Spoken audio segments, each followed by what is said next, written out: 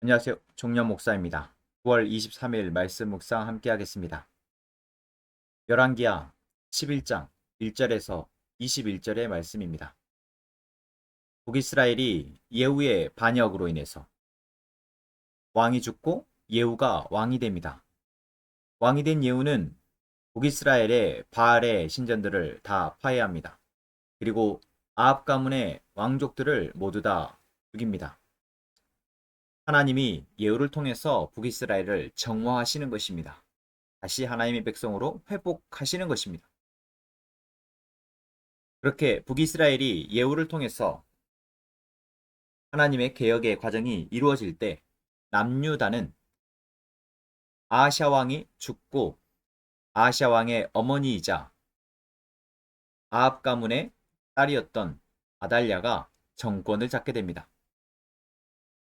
아달랴는 아들인 왕이 죽고 난 이후 왕이 될 수 있는 왕족들을 다 죽입니다.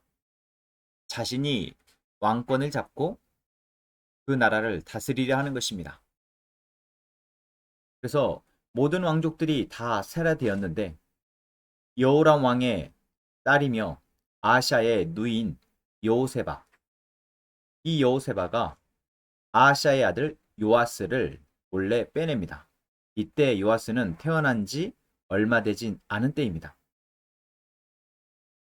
이 여호세바는 공주이면서 동시에 남유다의 대제사장이었던 요야다의 아내였습니다.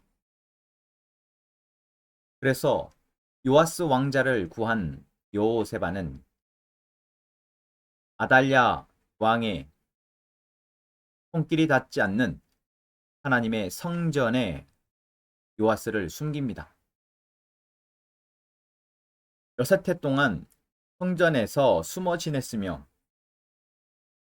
그 기간 동안 아달랴가 나라를 다스릴 때 하나님은 대제사장 가문 그리고 하나님의 사람들을 통해서 다윗 가문의 유일한 왕족을 보호하십니다. 이 하나의 사건을 통해서 우리는 하나님이 하나님의 백성들을 지키시는 그 과정을 보게 됩니다. 또한 하나님이 다윗에게 약속하셨던 다윗의 왕권이 계속될 것이다. 다윗의 왕위가 계속 이어질 것이다. 라는 그 약속을 지키시는 것을 보게 됩니다. 절체절명의 위기 속에서 하나님의 사람, 바로 제사장들을 통해서 하나님은 그 약속을 이루어 가시는 것입니다. 6해가 지난 이후 대제사장 여호야다는 믿을 만한 다윗 왕의 신복들에게 왕자의 존재를 알리고 요아스가 왕이 될 수 있도록 준비를 합니다. 그 과정 가운데 우리가 말씀 가운데에는 자세히 나오지 않지만 그 6년이라는 시간 동안 아달랴 여왕이 얼마나 이 남유다 가운데 악한 영향력을 미쳤는지를 오늘 말씀에서 우리는 확인할 수 있습니다. 요아스가 왕이 되자 아달랴 여왕은 그것을 막기 위해서 아무리 애를 썼지만 결국 하나님의 사람들에 의해서 하나님이 준비하신 제사장들과 병사들을 위에 의해서 결국 처형당하고 맙니다. 아달랴 왕은 처형되었지만 아달랴 왕이 남겨놓은 우상숭배의 유산은 온 유다 가운데 가득했습니다. 요아스는 아직 나이가 어렸기에 하나님은 대제사장 여호야다를 통해서 남유다를 다시 하나님이 다스리시는 나라로, 하나님의 주권이 바로 서고 하나님을 예배하는 나라로 회복시키셔야 합니다. 그것을 위해서 여호야다는 먼저 이스라엘 백성이 주님의 백성이 되는 언약을 맺게 합니다. 이스라엘 백성은 당연히 하나님의 백성, 주님의 백성이라고 생각할 수 있지만 아달랴가 나라를 다스리는 기간 동안 이스라엘 백성은 하나님의 백성이 아니라 아달랴의 왕, 사람이 다스리는 나라의 백성이 된 것입니다. 그래서 모은 백성들에게 다시 우리가 하나님의 백성임을 주지시키고 그것을 약속하는 언약식을 맺는 것이죠. 그래서 하나님과 하나님의 백성, 왕과 백성 사이에 언약을 맺게 하고 또한 하나님이 세우시는 요아스 왕과 이제 요아스 왕에 의해서 하나님의 백성으로 다스림 받게 되는 백성 사이에도 언약을 맺게 합니다. 이 언약이 정말 중요합니다. 우리는 하나님과 우리 관계 속에서 하나님과의 관계 속에서 언약을 맺으며 동시에 하나님의 언약 아래에 있는 우리 형제 자매들은 공동체 안에서 서로를 사랑하기 위한 서로에게 신뢰하고 서로에게 순종하고 복종하기 위한 언약을 맺는 것과 같기 때문입니다. 바로 교회 공동체와 다르지 않다라는 것이죠. 그래서 우리는 이 언약 관계를 통해서 하나님이 하나님의 백성을 지키시고 인도하신다라는 것을 알게 됩니다.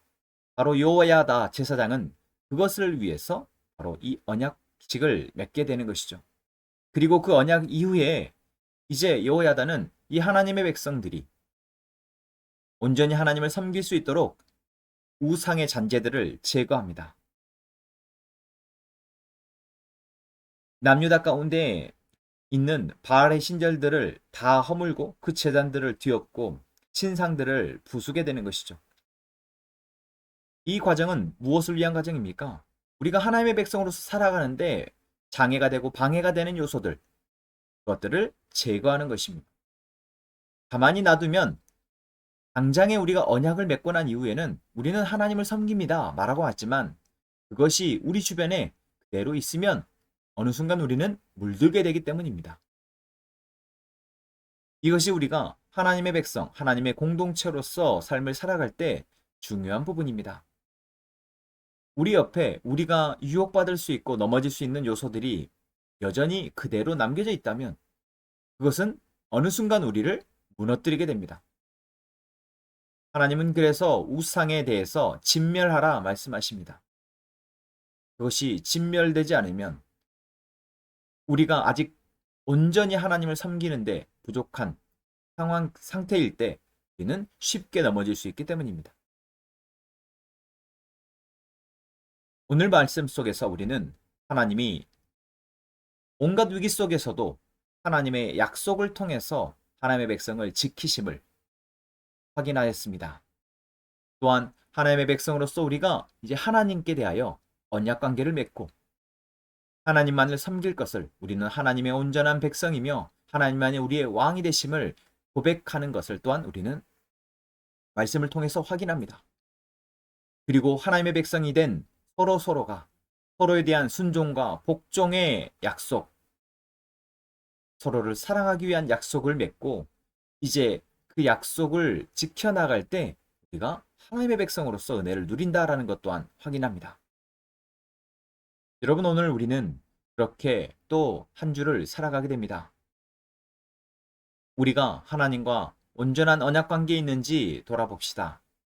그리고 우리가 함께 살아가게 하시는, 함께 가정 공동체로서, 교회 공동체로서 살아가게 하시는 사람들과 여전히 하나님의 말씀하시는 대로 서로를 사랑하고 서로에게 순종하고 복종하는 관계로서 살아가고 있는지, 정말 그럴 마음이, 그러한 진심이 우리 가운데 있는지 돌아보며 이제는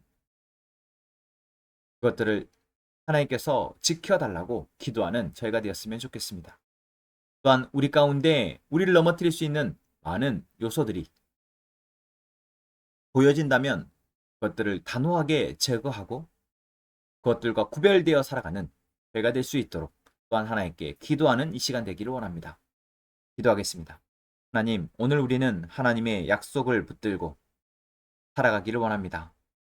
하나님이 우리를 지키시고 보호하시겠다. 어떠한 상황 가운데서도 어떠한 위기 가운데서도 우리를 지키시겠다 약속하신 그 말씀, 그것을 붙들고 오늘을 살아가고자 합니다. 주님, 그 약속대로 우리를 붙잡아 주옵소서.